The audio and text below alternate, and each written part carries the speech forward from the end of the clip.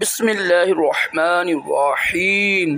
फरमान मुस्तफ़ा सल्लल्लाहु तआला अलैहि वसल्लम जो शब जुमा और रोज़े जुमा मुझ पर 100 बार दूसरी पर अल्लाह पाक उसकी 100 हाजतें पूरी फरमाता है। ऐसा तराखरत की और 30 दुनिया की। सल्लु अला हबीब।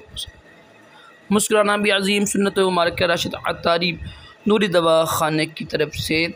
और आप देख रहे हैं मुजरब नुस्खे, लेकिन नुस्खा लेकर आया हूँ ख़ारिश के हवाले से। तो इंशाल्लाह इस नुस्खे बनाइएगा, किसी अच्छे हकीम से बनवा लें, किसी पंसार स्टोर्स के ना। ये जो अज्जा लिखे हुए हैं ना, इनको दिखा कर आप पसवा लें, ठीक है। तो जो जो तरीका लिखा हुआ है न कपड़ा छान करके पाउडर बनाना, ठीक है। इसको आप इस्तेमाल करें और परहेज़ करें। जो ख़ारिश होती है ना, कपड़ों को धूप में रखा करें, बिस्तर को धूप में रखा करें, ठीक है। अच्छी तरह नहाया करें, कपड़े साफ रखा करें, इस्त्री मार के कपड़े इस्तेमाल करें। गर्म चीज़ों से परहेज़ करें, खुश्क चीज़ों से परहेज़ करें। जो चीज़ें खुश्क होती हैं ना, वो लाजमी उसको छोड़ दें, क्योंकि खुश्की की वजह से ख़ारिश पैदा हो जाती है।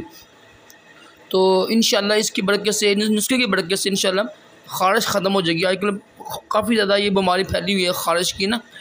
तो ये नुस्खा बड़ा ही मुजरब है। मेरे बहुत प्यारे हकीम हैं, मशहूर शाह साहब भी हैं, उन्होंने अता किया ग्रुप में। मैंने अच्छी नीयत के साथ शेयर कर दिया। लाजमी इस्तेमाल कीजिएगा। सल्लु अला हबीब।